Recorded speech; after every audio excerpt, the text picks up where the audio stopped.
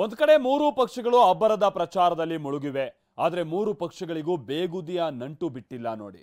ಒಂದಷ್ಟು ಕಡೆ ಟಿಕೆಟ್ ತಪ್ಪಿದ್ದಕ್ಕೆ ಅಸಮಾಧಾನ ಜೋರಾಗಿದ್ರೆ, ಮತ್ತೊಂದಷ್ಟು ಕಡೆ ಪ್ರತಿಷ್ಠೆಯ ಸಮರಗಳು ಜೋರಾಗಿವೆ.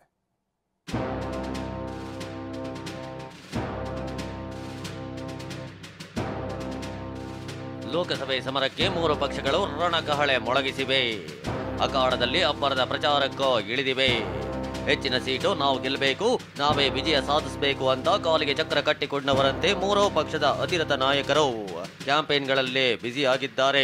ಹೀಗಿರುವಾಗ ಮೂರೂ ಪಕ್ಷಗಳು ಕೂಡ ಸೆರಗಲ್ಲಿ ಕೆಂಡಾಗಿಟ್ಟುಕೊಂಡಂತೆ ಅಸಮಾಧಾನದ ಬಲೆಯಲ್ಲಿ ಬಿದ್ದು ವಿಲವಿಲ ಅಂತ ಒದ್ದಾಡ್ತಿವೆ.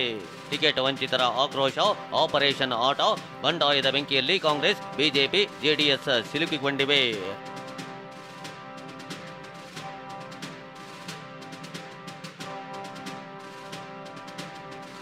ಹಾಗಾದ್ರೆ ಯಾವ್ಯಾವ ಕ್ಷೇತ್ರಗಳಲ್ಲಿ ಏನೆಲ್ಲ ಸಮಸ್ಯೆಗಳು ಶುರುವಾಗಿವೆ?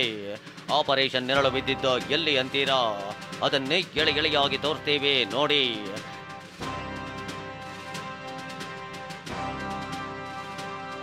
ಶಿವಮೊಗ್ಗದಲ್ಲಿ Modi photo fight, Eshwarappa versus Raghavendra. KS Eshwarappa ಸದ್ಯ ಕೇಸರಿ ಮನೆಯಲ್ಲಿ ಶಿವಮೊಗ್ಗ ಜಿಲ್ಲಾ ಬಿಜೆಪಿಗೆ ನುಂಗಲಾರದ ತುತ್ತಾಗಿರುವ ಬಂಡಾಯ ಅಭ್ಯರ್ಥಿ. ಯಾರ್ ಏನೇ ಹೇಳಿದ್ರು ನನ್ನ ನಿರ್ಧಾರ ಬದಲಿಸಲ್ಲ ಅಂತ ಪಟ್ಟು ಹಿಡಿದಿರುವ ಈಶ್ವರಪ್ಪ ತಮ್ಮ ಪ್ರಚಾರ ಸಭೆಯಲ್ಲಿ ಮೋದಿ ಮಂತ್ರದೊಂದಿಗೆ ಮತಬೇಟೆಗೆ ಇಳಿದಿದ್ದಾರೆ. ತಮ್ಮದೇ ಕಚೇರಿಯಲ್ಲಿ ಮೋದಿ ಫೋಟೋ ಹಾಕಿದ್ದಾರೆ.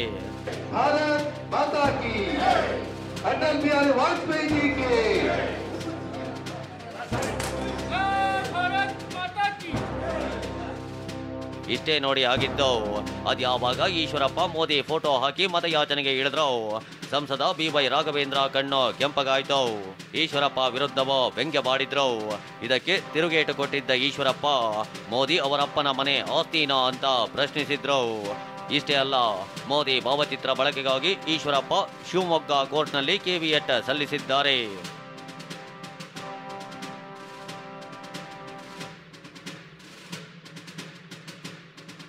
ಈಶ್ವರಪ್ಪ ನಡೆಗೆ ಕಿಡಿಕಾರಿದ BY ರಾಘವೇಂದ್ರ ಹಿಂದುತ್ವವನ್ನ ಸ್ವಂತಕ್ಕಾಗಿ ಬಳಸಿಕೊಳ್ತಿದ್ದಾರೆ ಅಂತ ಕಾಲೆಳೆದಿದ್ದಾರೆ. ನಾವ್ಯಾರೇನು ಅವರು ಉಪಯೋಗಿಸ್ಕೊಳ್ಳೋ ಪ್ರಶ್ನೆ ಏನು ಮಾಡಿಲ್ಲ. ಆದರೆ ಹಿಂದುತ್ವವನ್ನು ವೈಯಕ್ತಿಕವಾಗಿ ಅನ್ಯಾಯ ಆಗಿದೆ ಅಂತೇಳಿ ಅದನ್ನು ದುರುಪಯೋಗ ಪಡಿಸ್ಕೊಳ್ಳೋಂಥ ಕೆಲಸವನ್ನು ಏನು ಮಾಡ್ತಾ ಇದ್ದಾರೆ, ಅದನ್ನು ಸಾರ್ವಜನಿಕರು ಪ್ರಶ್ನೆಯನ್ನು ಮಾಡ್ತಾ ಇದ್ದಾರೆ. ಒಂದು BJPಯ ಅಧಿಕೃತ ಅಭ್ಯರ್ಥಿ ನಾವು, ನಮ್ಮ NDA ನಾಯಕ ಮೋದಿಜಿಯವರು. ಅದು ನಾವು ಉಪಯೋಗಿಸ್ಕೊಳ್ಬೇಕೇ ಹೊರತು ಇನ್ನೊಬ್ಬರು ಉಪಯೋಗಿಸ್ಕೊಳ್ಳೋಕ್ಕೆ ಅವಕಾಶಗಳಿಲ್ಲ. ಆದರೆ ಅವರಿಗೆ ಹೀಗೆ ಯಾಕೋ ಅಡ್ವಾನ್ಸ್ ಆಗಿ ನಾಳೆ ತೊಂದರೆ ಆಗ್ಬೋದು ಅಂತ ಅವರೇ ಮುಂದೆ ಹೋಗಿದ್ದಾರೆ. ದೇವರು ಒಳ್ಳೇದು ಮಾಡಲಿ ಸರ್. ಹಾಸನದಲ್ಲಿ ಇರಬೇಡಿ ಅಂತ ಪ್ರೀತಮ್ಗೆ ಹೇಳಿದ್ದೆ ನಾನು.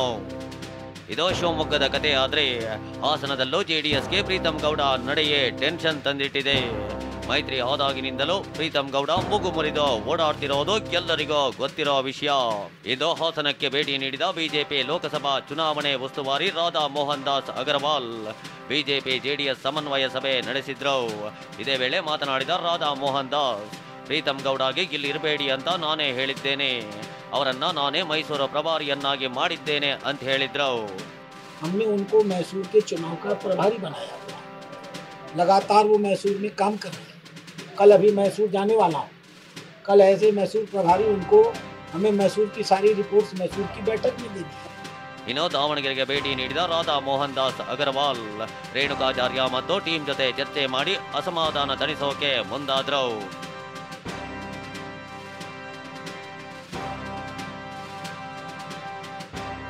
ಸಂಯುಕ್ತ ವಿರುದ್ಧ ಆಪರೇಷನ್ ಅಸ್ತ್ರ ಹೂಡಿದ ವಿಜಯೇಂದ್ರ. ಬಾಗಲಕೋಟೆಯಲ್ಲಿ ಕಾಂಗ್ರೆಸ್ ಮಣಿಸೋಕೆ ಬಿಜೆಪಿ ಆಪರೇಷನ್ ಅಸ್ತ್ರ ಹೂಡಿದೆ. ಸಂಯುಕ್ತ ಪಾಟೀಲ್ ಸಂಬಂಧಿ ಹರ್ಷ ಗೌಡ ಪಾಟೀಲ್ ಬಿಜೆಪಿ ಸೇರ್ಪಡೆ ಆಗಿದ್ದಾರೆ. ಈ ಮೂಲಕ ವಿಜಯೇಂದ್ರ 2 ದಾಳ ಉರುಳಿಸಿದ್ದಾರೆ. ಯತ್ನಾಳ್ ಕಟ್ಟಿ ಹಾಕುವ ಮೂಲಕ ಕಾಂಗ್ರೆಸ್ಗೆ ಶಾಕ್ ಕೊಡಬೇಕು ಅಂತ BYV ದಿಟ್ಟ ಹೆಜ್ಜೆ ಇಟ್ಟಿದ್ದಾರೆ ಅನ್ನೋದು ಮೂಲಗಳ ಮಾಹಿತಿ.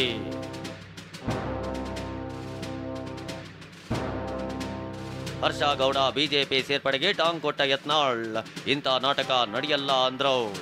ಏನು ವಿಜಯಪುರದ ನಾಯಕ ಹರ್ಷಗೌಡ ಪಾಟೀಲ್ ಇದೀಗ ಬಿಜೆಪಿಗೆ ಸೇರ್ಪಡೆಯಾಗಿದ್ದಾರೆ.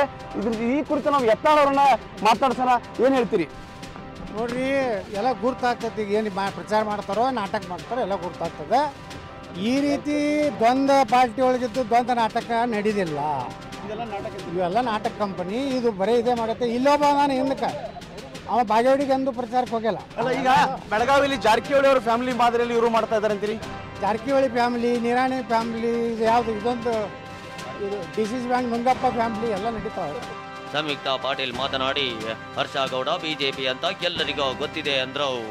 ಇಲ್ಲ ಸರ್, ಅವರು ಆ್ಯಕ್ಚುಲಿ ನಿಮಗೆಲ್ಲ ಈಗ ಗೊತ್ತಾಗಿರ್ಬೋದು, ಆದರೆ ಅವರು BJP ಪಕ್ಷದಲ್ಲಿ ಸಾಕಷ್ಟು ಸಮಯದಿಂದ ಗುರುತಿಸ್ಕೊಂಡಿದ್ದಾರೆ. ಅದು ನಿಮಗೊಂದು ಹೊಸ ವಿಷಯ ಆಗಿರ್ಬೋದು, ಆದರೆ ಅದು ತುಂಬ ಹಳೆ ವಿಷಯ. ಅವರು ಮೊದಲಿಂದನೂ ಕೂಡ ಆ ಪಕ್ಷಕ್ಕೆ ಗುರುತಿಸ್ಕೊಂಡಿರೋದು ಎಲ್ಲರ ಸಾಮೂಹಿಕ ಒಂದು ಜಾಲತಾಣದಲ್ಲಿ ಎಲ್ಲರೂ ಕೂಡ ಇಟ್ಸ್ ಅ ಕಾಮನ್ ನ್ಯೂಸ್. ಈ ಪ್ರಜಾಪ್ರಭುತ್ವದಲ್ಲಿ ಎಲ್ಲರಿಗೂ ಕೂಡ ಅವರವರ ನಿರ್ಧಾರ ತಗೊಳ್ಳುವಂಥ ಹಕ್ಕಿದೆ. ಲೋಕಸಭೆಗೆ ಸಜ್ಜಾಗ್ತಾ ಇರೋ 3 ಪಕ್ಷಗಳಿಗೂ ಆಗಾಗ ಅಸಮಾಧಾನದ ಬಿಸಿ ತಟ್ತಾ ಇದೆ. ಆದರೆ ನಾಯಕರು ಮಾತ್ರ ಎಲ್ಲವೋ ಸರಿ ಹೋಗುತ್ತೆ ಅಂತಾನೆ ಅಖಾಡದಲ್ಲಿ ಅಬ್ಬರದ ಕ್ಯಾಂಪೇನ್ ಮಾಡ್ತಿದ್ದಾರೆ.